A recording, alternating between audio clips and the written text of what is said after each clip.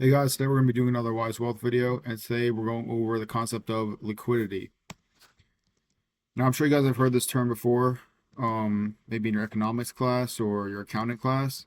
So, what is liquidity? Well, it's essentially all it is how easily you can convert an asset to cash without affecting its price significantly. So, when you have an asset as a monetary value, right? Now, you don't actually get that money unless you sell the asset. So this refers to how easily you could sell it without changing its price. And it basically determines how easily you can access your money if you were to sell your assets. For example, if you were to sell your house, it's probably not very liquid because it might take weeks or months to sell, right? Whereas if you sold a stock, you could just press a button and you could get the money the same day. Now, there's different types of liquidity. Well, obviously, we have high liquidity, which are assets that can be easily converted to cash quickly and without changing the price of the asset significantly.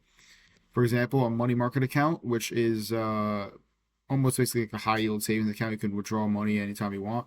We have basic public stocks, which are traded on the New York Stock Exchange. You can just go on any broker and buy and sell stocks. Those are pretty liquid.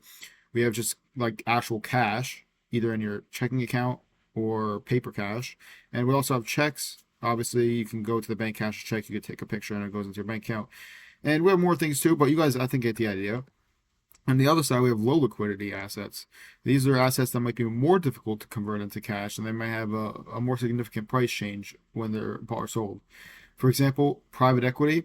So the sale of businesses, essentially, it's obviously you're not going to buy or sell a business in the span of one day, right? It's probably going to take months to do a merger or acquisitions transaction. Real estate, as we stated previously, and there's a lot more. Anything you could think of that may take up to multiple weeks or months to, or even years to get your money from the asset. Now, in general, though, low liquidity assets will have the potential to provide a much higher return versus a high liquidity asset. For example, if you sell a house, you might get a couple $100,000 profit on that, versus if you sell a stock, you might get like 2,000. Now we have liquidity in banking.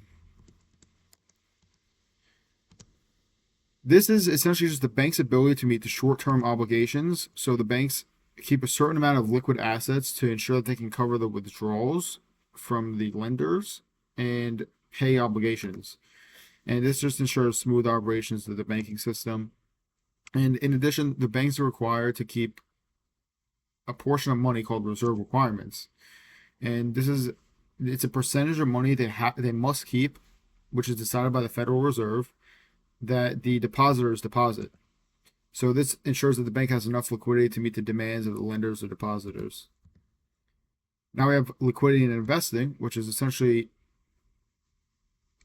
how easily an investor can buy or sell an asset. So that's known as asset liquidity. And then stocks of large companies are more liquid than, like, say, private equity or real estate.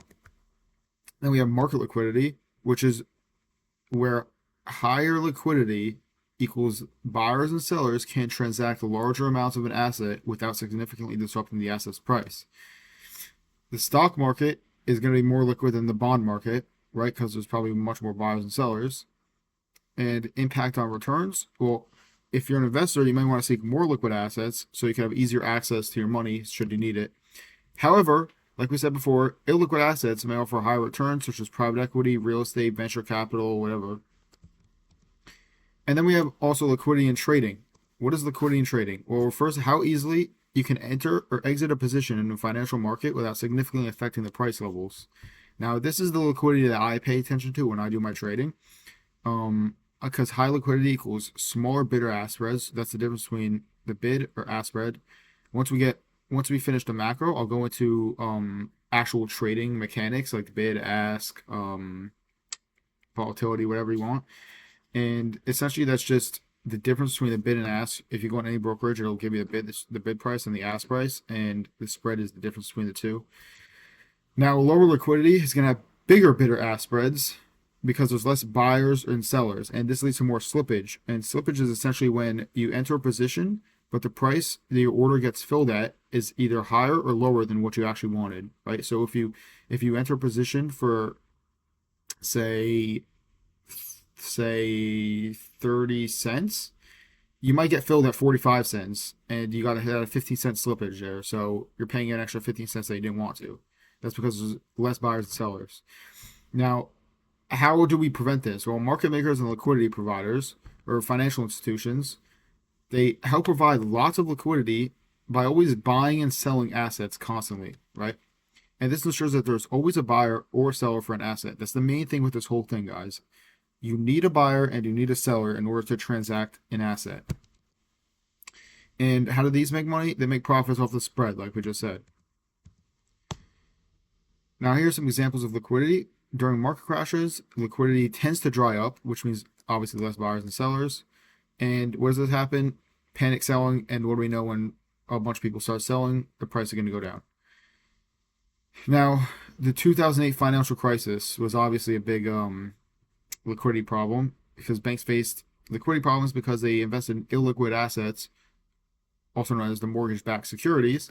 And what happened? The value of the real estate declined, the value of the mortgage-backed securities declined because people couldn't pay their mortgage, and the buyers stopped buying, and then the bank struggled to meet short-term demands. Now, we also have an example of trading. Say an investor wants to sell a large amount of the stock, but there's not enough buyers, right? Maybe he's selling it at a too high price, and the buyers are like, I don't want to buy this asset at this high of a price, so I'm just going to wait till it gets to a lower price. The investor then may have to sell the asset at a lower price to get his order filled from the buyers, right? It's simple supply and demand. Now, liquidity is not the same thing as volatility. That's very important to know. Volatility refers to how much the price of an asset fluctuates, whereas liquidity refers to how easily the asset can be bought or sold without changing its price too much. High liquidity reduces volatility, and low liquidity increases volatility. Now, this is not financial advice by any means. You guys can do what you want with your money, make your own choices, but it's always recommended to keep a portion of your assets liquid in case you need the money fast, right? Say you get into a car accident and you need $5,000 to repair your vehicle. Can you access that $5,000 if it's locked up in a CD account? No, you can't. So, I mean, you can, but you're going to have to take a penalty off the pay a fine. But it's better to keep it in, say, a savings account, a money market account, if stocks, if you just want to sell the stocks to pay it off, just actual cash, whatever. You guys understand what I'm saying. But it's always recommended to keep a certain amount of money liquid in case you ever need it.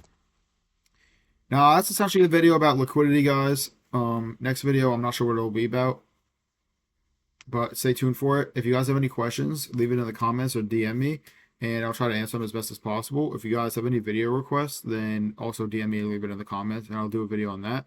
But thank you guys for watching. Hope you guys learned something.